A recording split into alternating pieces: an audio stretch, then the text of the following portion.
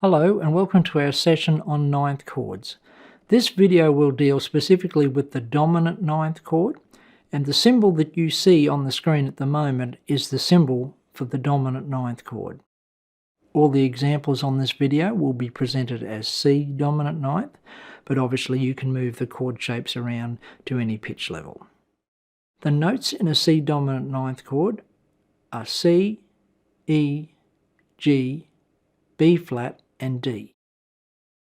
And we can apply a formula of 1, 3, 5, flat 7 and 9. We can apply this formula to a major scale. So if I went to a C major scale, and here it is on the screen, and if I applied the formula of 1, that means I could take out the C and take out the E, the third note in the C major scale, the fifth note, the G. So when I get to the seventh note, I have to flatten that to produce the dominant seventh sound.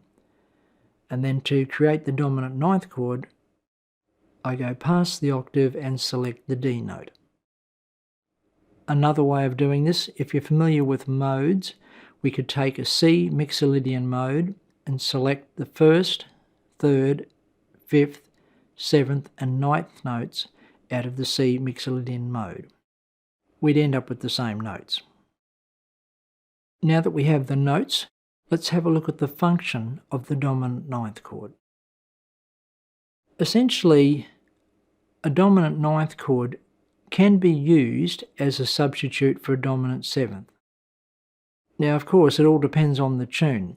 Just because we can substitute it doesn't mean we should go along and substitute a dominant ninth chord every time we see a dominant seventh in a piece of music. So let's have a look at the application of the dominant ninth chord. I tend to think of chords in terms of musical weight and density, or in this instance, a different type of texture.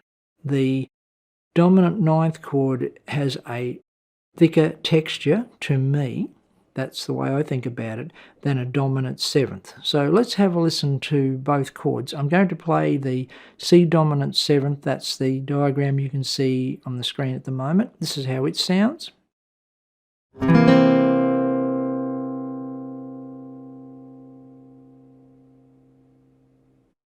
And now let's have a listen to the C ninth chord.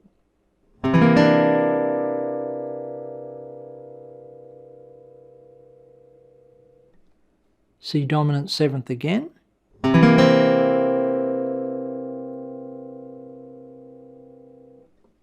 C dominant ninth.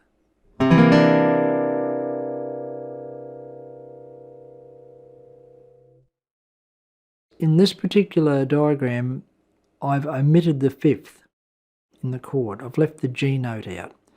When you get to a 5-note chord, sometimes on the guitar, it might be a little bit difficult to grab, or in fact it may be a little bit too thick for the application. Again, it all depends on the song. But when you come to a decision as to which note to leave out, a good rule of thumb is that you can always leave out the fifth note. I've left the G note out. I've retained the C, E, B flat and D note. And this is a good 4-note version of the C ninth chord. Just going to go through a couple of other very useful shapes just for this session. The next one is on the screen now. This is an interesting one because it doesn't have a root.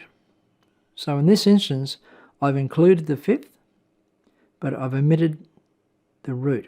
So this is great if you're playing in a band and you've got a bass player. This gives you a really good thick sound. Some people might already know this chord as an E half diminished.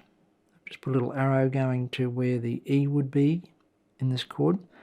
E half diminished is also known as an E minor 7 flat 5. So this diagram can function as an E minor 7 flat 5 or a C ninth voicing. You might know it as a G minor 6. Put a little arrow to where the G is situated in this chord. So here we have 3 names for the one shape. Here's that shape again. I'm just going to put an arrow to where the root would be located on the guitar. Now, as we said, you're not actually playing that root note, but that's where I'm naming the chord from. And now here's another useful voicing of the C dominant ninth chord. This time it's on the first 4 strings. Very useful for lead guitar work. And backup work where you want those little stabs, like a little brass section. It's a little bit of a stretch, but I've indicated where the chord takes its name from. So you might like to try that one. And now in contrast, here's a C dominant ninth on the low 4 strings of the guitar.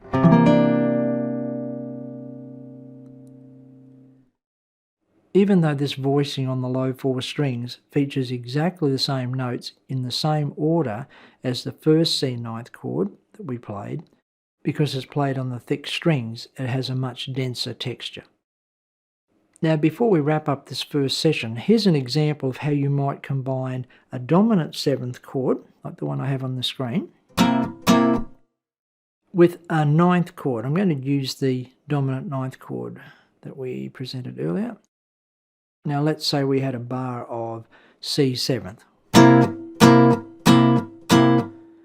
Nothing wrong with that, but if I wanted to create the sense of movement, I could play 2 beats on C7 and alternate that with the C ninth, the C dominant ninth. It just gives the sense of movement.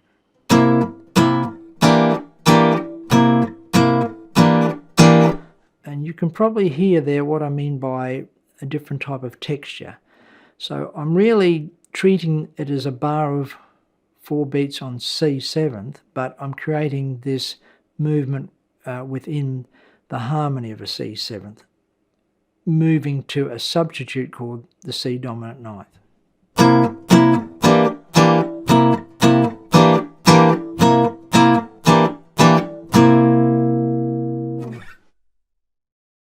Okay, so I hope that's been of interest to you. This is our first discussion on the dominant ninth chord, and I look forward to catching up with you next time and taking it a little bit further. Bye for now.